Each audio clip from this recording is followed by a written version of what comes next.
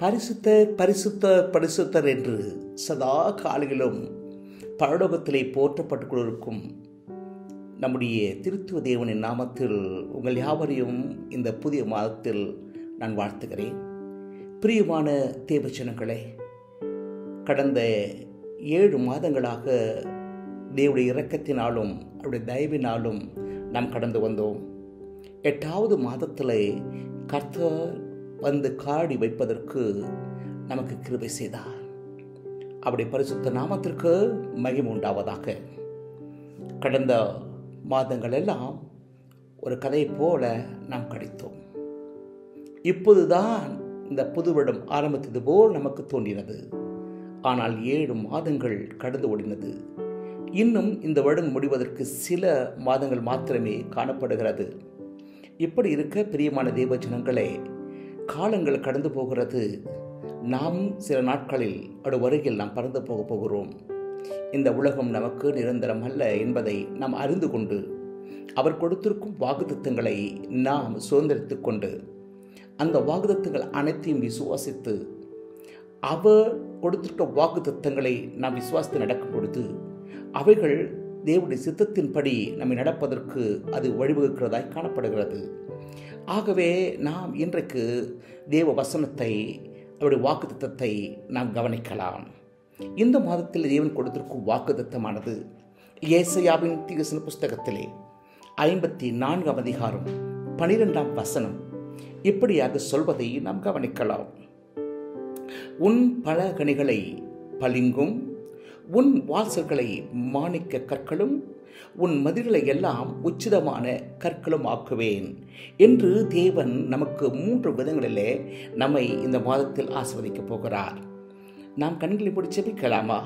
இந்த வசனத்தின் வாயிலாக இந்த மாதத்தில் தேவன் நமக்கு என்ன ஆசீர்வாதத்தை வைத்திருக்கின்றதை குறித்து நாம் கவனித்து சுதந்திரித்துக் கொள்ளலாம். கண்களை மூடி நாம் ஜெபிப்போம். பரலோகத்தின் பரமபிதாவே, உம்மை நாங்கள் துதிக்கிறோம்.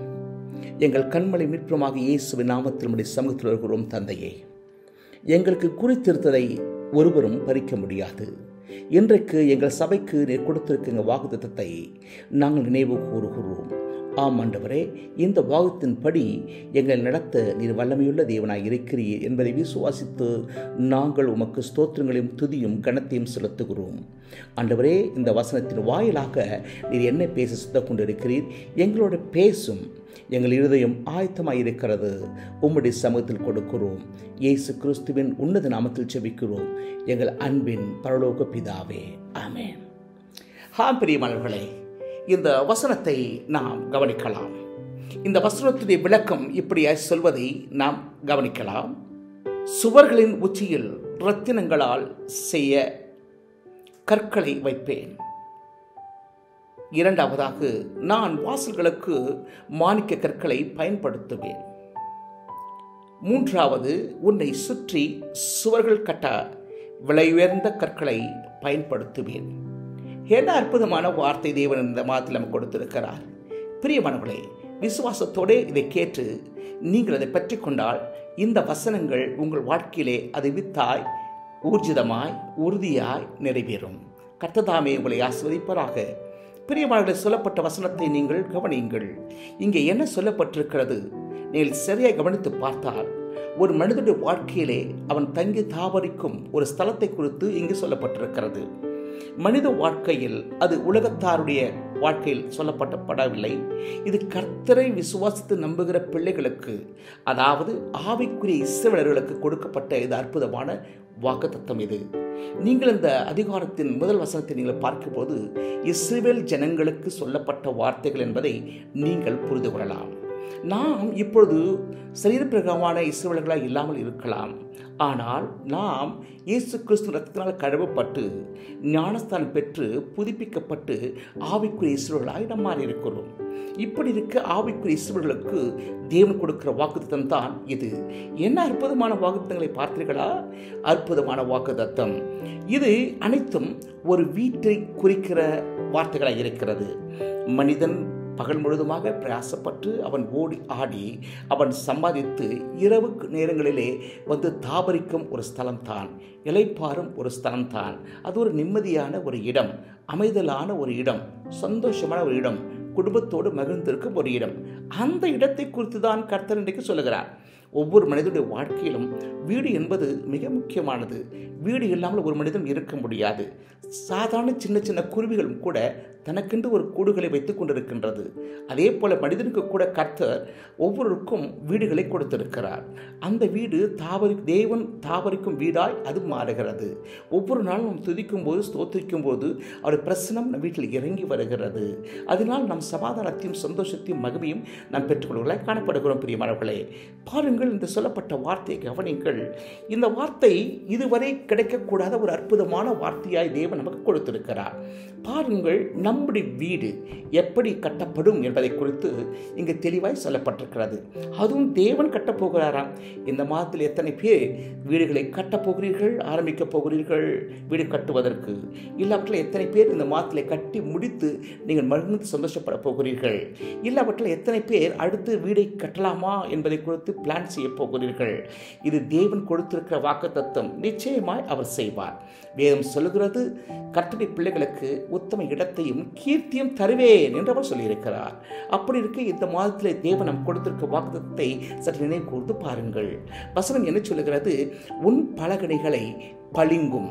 பளிங்கு என்றால் என்ன? அது வைரம் என்று நாம் சொல்லப்படலாம். பாருங்கள், வெளிப்படுத்தின புஸ்தகத்தின் 22ஆம் அதிகாரம் 1ஆம் வசனத்தை நாம் வாசிக்கும் பொழுது அங்கே என்ன சொல்லப்பட்டிருக்கிறது? 21ஆம் சரி 22ஆம் சரி அங்கே சொல்லப்பட்ட வசனத்தை நீங்கள் கவனித்து பாருங்கள். அங்கே பிதாவாகிய தேவன், குமாரனாகிய கிறிஸ்துவும் இருக்கும் சிங்காசனத்தின் நடுவில் இருந்து ஒரு ஜீவ தண்ணீர் நதிகள் போகும். அது பளிங்கு கோப்பான நதி என்று சொல்லப்பட்டிருக்கிறது. பளிங்கு என்றால் என்ன? தெளிவான பிரதிபலிக்கக்கூடிய கல்.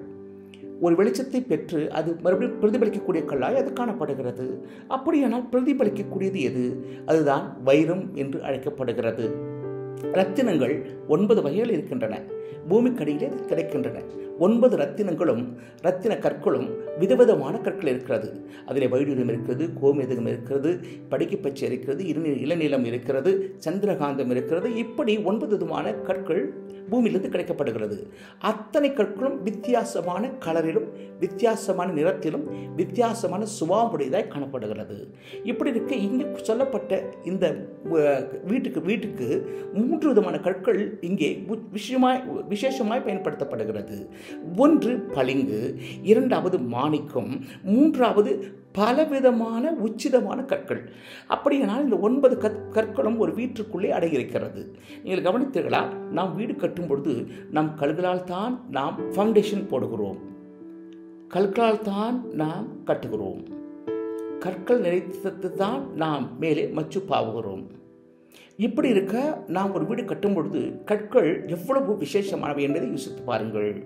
அப்படி நாம் வீடு கட்டும் பொழுது அந்த கற்கள் எப்படிப்பட்ட கற்கள் என்று சொல்லி தேவன் இங்கே குறிப்பிட்டிருக்கிறார். நம்முடைய வீடை கட்டும் பொழுது அது எப்படி கட்டுகிறார் என்று சொல்லி பார்ப்போமானால் அங்கே முதலாவது அங்கே சொல்லப்பட்ட கற்களை பாருங்கள். பளிங்கு கற்கள். இருக்கிற கற்களிலே மிக விலையேறப்பட்டதுதான் பளிங்கு கற்கள்.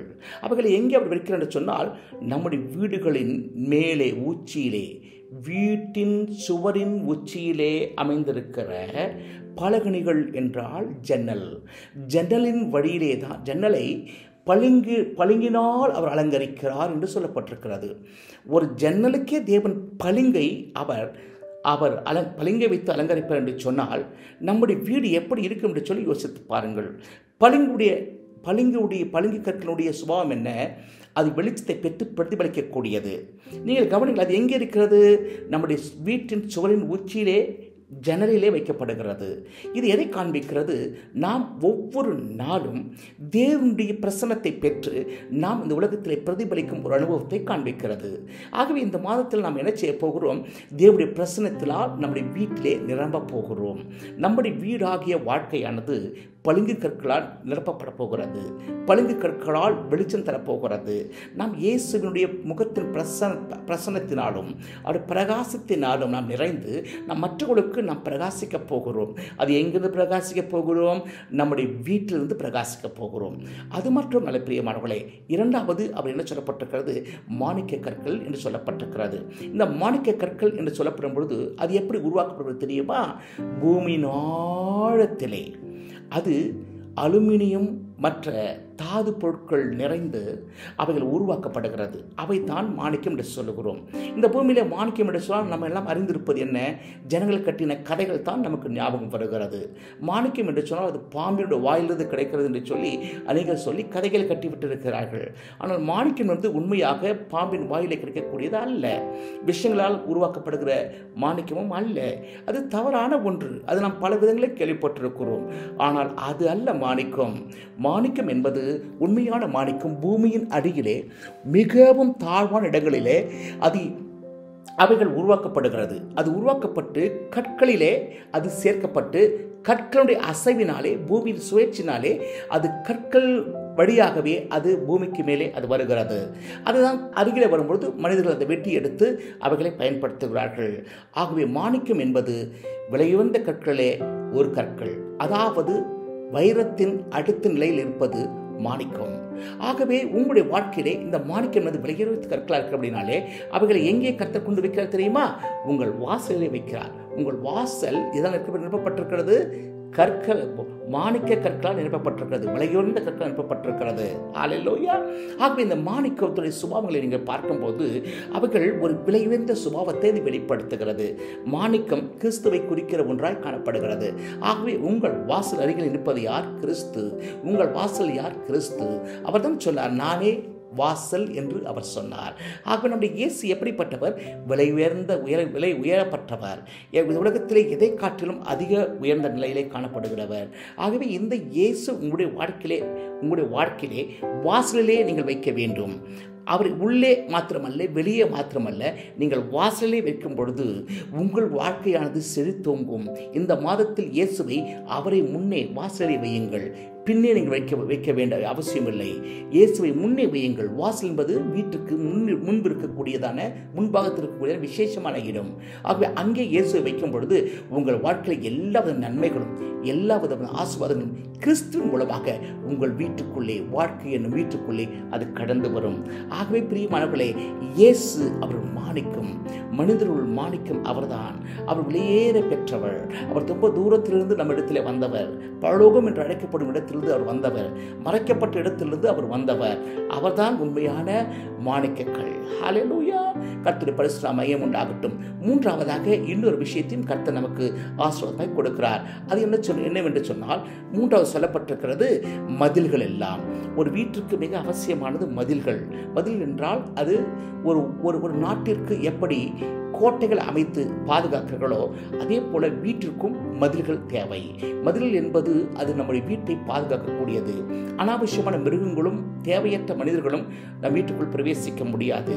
அதே போல இந்த மதில்களிலே வைக்கப்படுகிற கற்கள் விலையேற பெற்ற கற்கள் என்றால், இந்த 2 கற்களை விட்டு அடுத்திருக்கிற அந்த 9 கற்கள் நவக்கற்கள் 9, மொத்தமான கற்கள் 12. அந்த 12 கற்களிலே 2 கற்களை எடுத்தால் 10 கற்கள் நமக்கு மீதமாகிறது. அந்த 10 கற்களும் விலையேற பெற்ற கற்கள், உயர்ந்த கற்கள், உன்னதமான கற்கள். அந்த கற்களினாலே மதில்களை கட்டுகிறாராம். பாருங்களேன், நம்முடைய தேவன் எப்பொழுது நல்லவர். நம்முடைய வீட்டை அவர் எப்படி கட்டுகிறார்? இப்படிப்பட்ட மதில்களால் அவர் நமக்கு கட்டி நம்முடைய வீட்டை அலங்கரிக்கிறவராய் காணப்படுகிறார். ஆகவே பிரியமான தேவ ஜனங்களை, நான் உங்களை பார்த்து சொல்லிக் கொள்கிறேன், நம்முடைய தேவன் உங்கள் வீட்டை இந்த மாதத்தில் கட்டப்போகிறார். அது எப்படிப்பட்ட வீடு? வாழ்க்கை என்னும் வீடாக இருக்கட்டும், உடைந்து போன குடும்பத்தின் வாழ்க்கையாக இருக்கட்டும். உன் குடும்பத்திலே அநேகர் உயர்வை தேடி சென்று உயர முடியாமல் கஷ்டப்படுகிற நிலையிலே காணப்பட்டு உடைந்து போன இருதயத்திலே காணப்படலாம். குடும்பத்திலே சமாதானம் இல்லாமல் நீங்கள் காணப்படலாம். உங்கள் வாழ்க்கையானது சமாதானம் இல்லாமல் உலகத்தில் அலைந்து தெரியலாம். அநேக விதமான சூழ்நிலை நிமித்தமாக உங்கள் இருதயம் உடைந்து போய் காணப்படலாம். அப்படிப்பட்ட நிலையிலும் கூட நீங்கள் உங்களை பார்த்து கர்த்தர் சொல்லுகிறார். என்ன சொல்லுகிறார்? உன் வீட்டை நான் கட்டுவேன். எப்படி கட்டப்போகிறார்? உன் குடும்பத்தை நான் கட்டுவேன். உன் வாழ்க்கையை நான் கட்டுவேன். எப்படி கட்டுவேன்? உயர்ந்த கற்களால். இனி நீங்கள் கவலைப்பட வேண்டிய அவசியமில்லை பிள்ளைகளே. இந்த புதிய மாதத்திலே உங்கள் வீட்டை அவர் கட்டப்போகிறார்.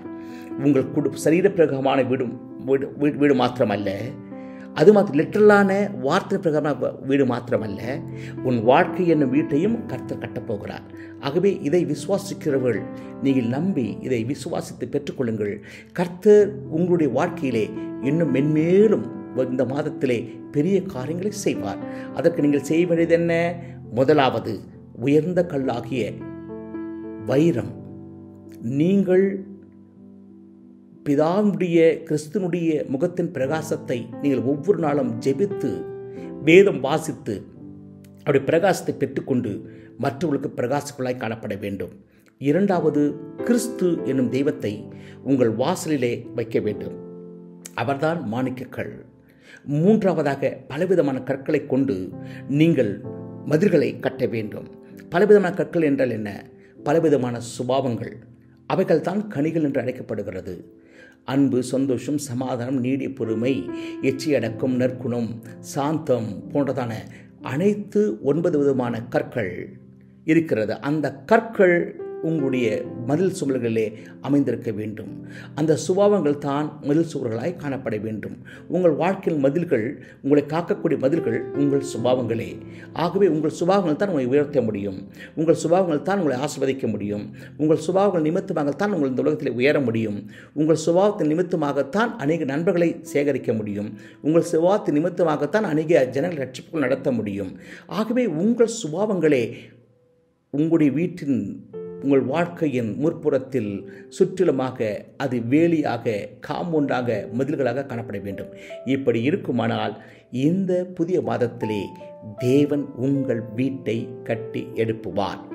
இந்த மாதம் உங்கள் வாழ்க்கையை தேவன் கட்டும் மாதம். இந்த மாதம் உங்கள் வாழ்க்கையிலே சரீர பிரகாரமாக, வார்த்தை பிரகாரமாக வீட்டை கட்டும் மாதம்.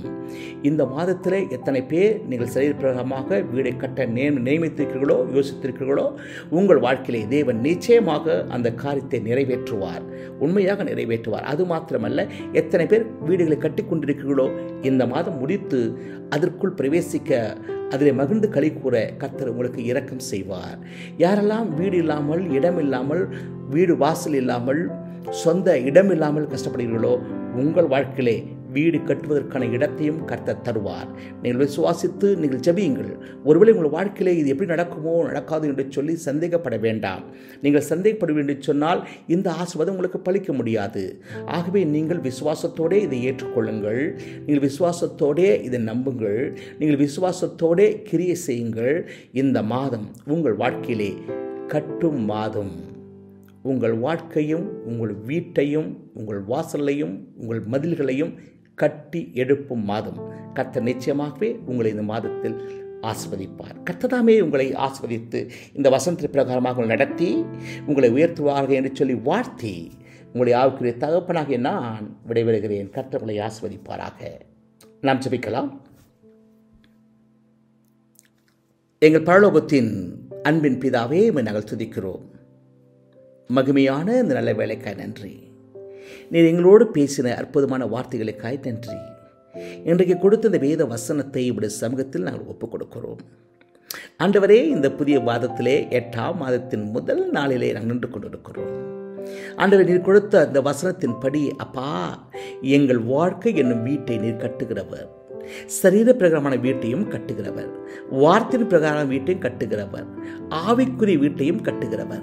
இந்த மாதத்தில் நீர் அதை கட்டப்போவதற்காக நன்றி. நீ கொடுத்திருக்கிற பாகத்திற்காக நன்றி.